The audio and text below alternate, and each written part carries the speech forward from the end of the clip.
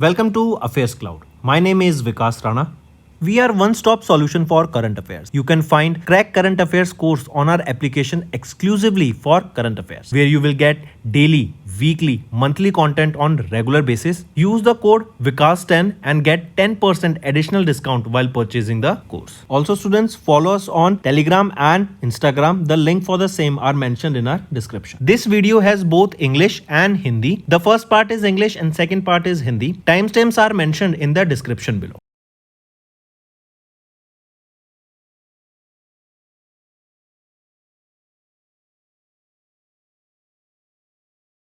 So students, we have started a new initiative that is of handwritten notes. It is helpful to understand the news daily, time saving and very useful for your revision. We aims to cover 15 questions via handwritten notes in upcoming bank exams.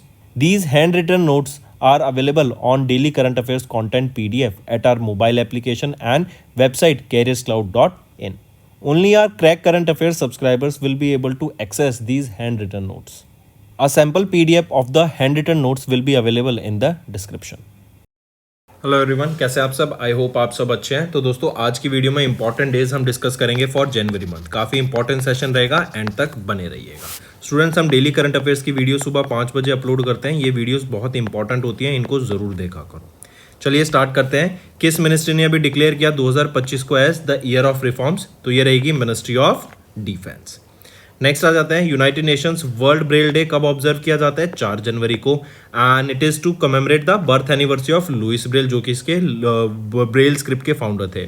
फिर पूछा जा रहा है 4 जनवरी 2025 it marks the foundation of the 7th edition of the World Braille Day and which anniversary of the birth anniversary of Louis Braille? तो 7वां तो world Braille day observe किया गया था, एंड 216वीं बर्थ एनिवर्सरी थी लुइस ब्रेल की।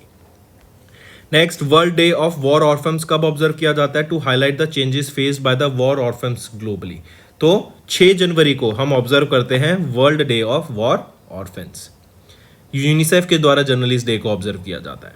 Next, Telangana government ने अभी डिक्लेयर किया women teachers day to be observe every year on which date marking the birth anniversary of Savitri Bai Phule. तो 3 जनवरी को हम ऑब्जर्व करते हैं, तेलंगाना गवर्नमेंट डे के द्वारा ऑब्जर्व किया गया women teachers day, right, on the birth anniversary of Savitri Bai Phule.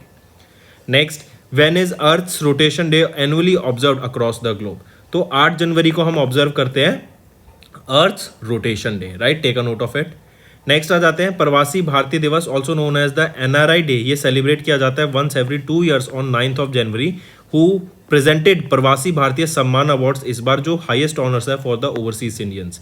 तो प्रवासी भारतीय दिवस, जिसको हम एनआरआई डे बोलते हैं, right, celebrated once every 2 years 9 जनवरी को। और इस बार अभी प्रवासी भारतीय सम्मान अवार्ड से सम्मानित किया गया, किन के द्वारा? द्रौपदी मुर्मू मैम के द्वारा यहाँ पे ओवरसीज इंडियंस को सम्मानित किया गया। Next, dash mark the annual observance of the world Hindi day और विश्व हिंदी दिवस। तो कब ऑब्जर्व करते हैं वर्ल्ड हिंदी डे? 10 जनवरी को ऑब्जर्व करते हैं।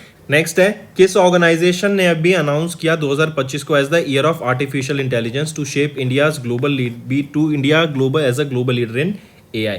तो किस ऑर्गेनाइजेशन ने अनाउंस किया 2025 को as the year of artificial intelligence? वो है the AICTE, All India Council for Technical Education. Next, National road safety Week has been observe from dash every year. तो 11 से 17 जनवरी तक हम ऑब्जर्व करते हैं across India as the national road safety week को, right. Ministry of road transport and highways के द्वारा इसको ऑर्गेनाइज कराया जाता है, and be a road safety hero इसकी थीम रहेगी। नेक्स्ट, नेशनल यूथ डे, जिसको हम राष्ट्रीय युवा दिवस के नाम से भी जानते हैं एंड विवेकानंद जयंती के नाम से जानते हैं, कब ऑब्जर्व किया जाता है? 12 जनवरी को हम इसको ऑब्जर्व करते हैं। Next, when is Armed Force Veterans Day celebrated in India to honor the services of Field Marshal KM Cariappa, जो कि इंडिया के पहले कमांडर इन चीफ थे of the Indian armed forces. तो कब ऑब्जर्व किया जाता है आर्म्ड फोर्स वेटरन्स डे? ये हम ऑब्जर्व करते हैं 14 जनवरी को। Next, when is National Disaster Response Force Raising Day annually observed across India? तो 19 जनवरी को हम ऑब्जर्व करते हैं NDRF Raising Day. Next, World Meteorological Organisation along with which United Nation Organisation declared International Year of Glaciers Preservation on 21 January. तो WMO के साथ मिलकर कौन सी ऑर्गेनाइजेशन ने? यूनेस्को ने डिक्लेयर किया 21 जनवरी को as a International Year of Glacier preservation, and पहली बार इसको 2025 में ऑब्जर्व किया जाएगा। नेक्स्ट, पराक्रम दिवस, जिसको हम डे ऑफ वेलोर के नाम से भी जानते हैं, ये ऑब्जर्व किया जाता है annually across India on 23 January to commemorate the birth anniversary of Indian freedom fighter Netaji Subhas Chandra Bose. Next, the year of 2025, it marks the 7th observance of United Nations International Day of Education 24 जनवरी को. Next, National Girl Child Day हम observe करते हैं across India कब? 24 जनवरी को, to promote awareness about the rights of a girl child. Next, India's first fashion forecasting platform Dash was recently launched by National Institute of Fashion Technology during the 40th Foundation Day celebration in Hyderabad, Telangana. तो India का पहला fashion forecasting platform, right, dash, क्या नाम रहेगा उसका, जो कोई recently launch किया गया था निफ्ट के द्वारा भी रिसेंटली, तो उसका क्या नाम रहेगा ये पूछा जा रहा है आपसे, वो है विजन नेक्स्ट.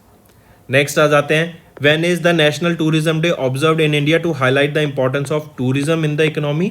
तो 15 कब ऑब्जर्व किया जाता है नेशनल टूरिज्म डे? ये हम ऑब्जर्व करते हैं 25 जनवरी को, राइट, क्योंकि टूरिज्म एक बहुत इंपॉर्टेंट पार्ट है किसी भी जगह की इकोनॉमी को डेवलपमेंट करने के लिए. इसकी थीम रहेगी tourism for inclusive growth. Next, United Nations international day of clean energy observe किया जाता है एनुअली अक्रॉस द वर्ल्ड कब? To raise awareness about the clean energy and its transition.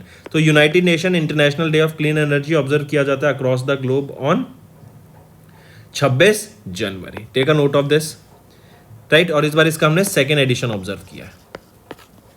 Next आ जाते हैं, International Customs Day is observe across the world every year on 26 of January by World Customs Organisation to mark which anniversary. तो इसकी 72वीं anniversary अभी observe की गई.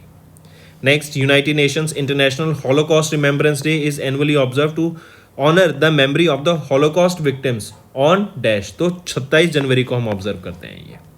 फिर आ जाते हैं world neglected topical disease day, ये 30 जनवरी को ऑब्जर्व किया जाता है बाय WHO.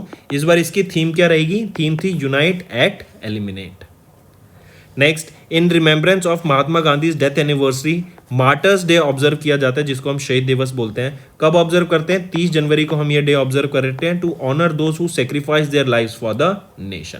तो दोस्तों ये थे हमारे इंपॉर्टेंट करंट अफेयर्स. अब आ जाते हैं रिवीजन पार्ट पे, जो कि आपकी लर्निंग में काफी बेनिफिशियल रहेगा.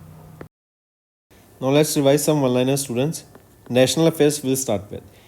Kishan Reddy has inaugurated the 175th Foundation Day celebration of GSI at Kolkata, West Bengal. Where is the headquarter of this GSI? It is in Kolkata, West Bengal.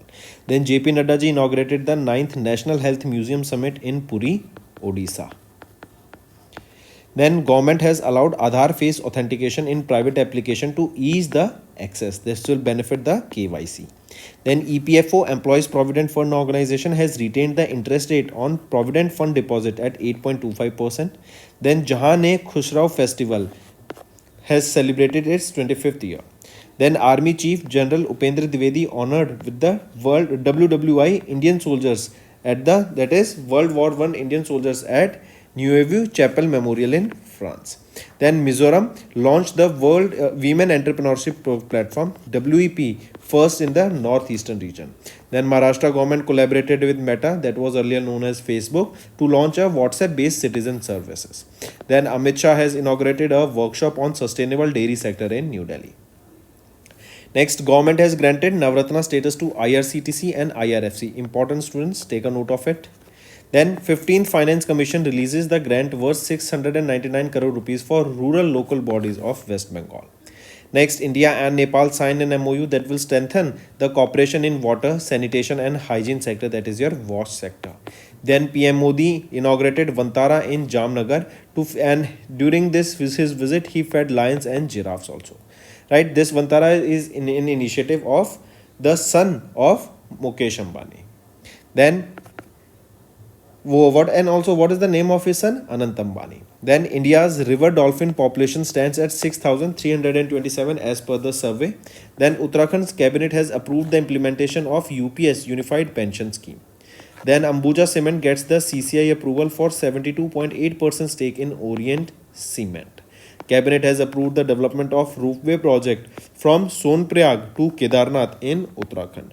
Cabinet nod, that is approval to livestock disease control program with 3,880 crore rupees outlay. CCI has approved Shell's 100% acquisition of Raj Petro Speciality. Then next is banking and finance. SEBI has signed an MOU with Tata Capital Limited to strengthen the financing avenues for MSMEs.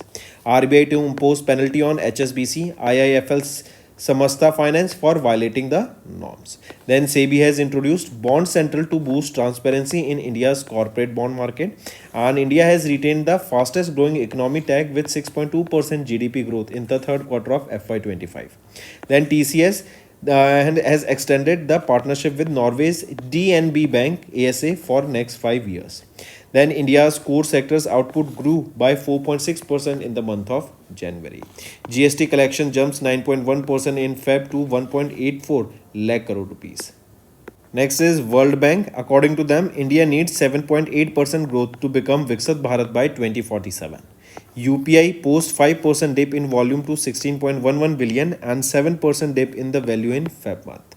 Next is CUB CSK co-branded credit card launched with sports and lifestyle perks. Can you tell me who launched this bank? There is a hint in the name itself. Name that bank along with which IPL team this bank was launched.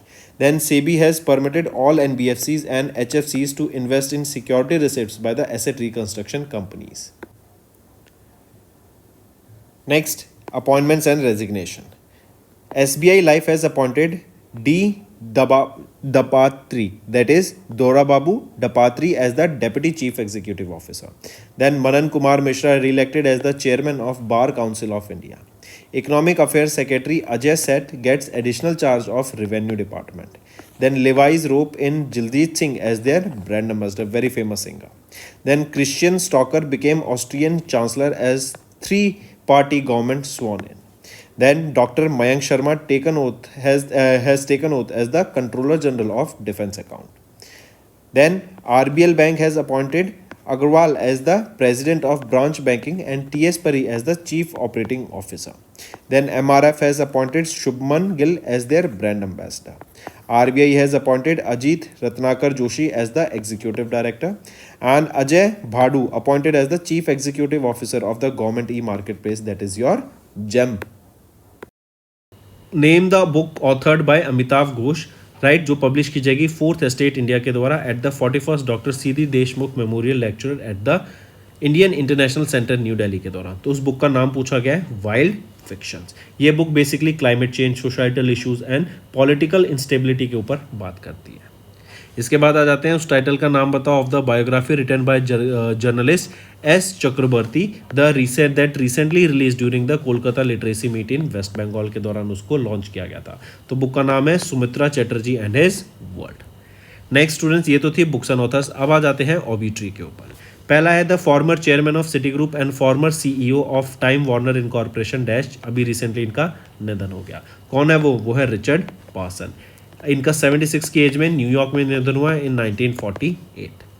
Next, name the French Indian Sanskrit scholar and Padmashri awardee who passed away in December 2024. तो कौन है वो है Pierre Sylvain फिलियोजैट.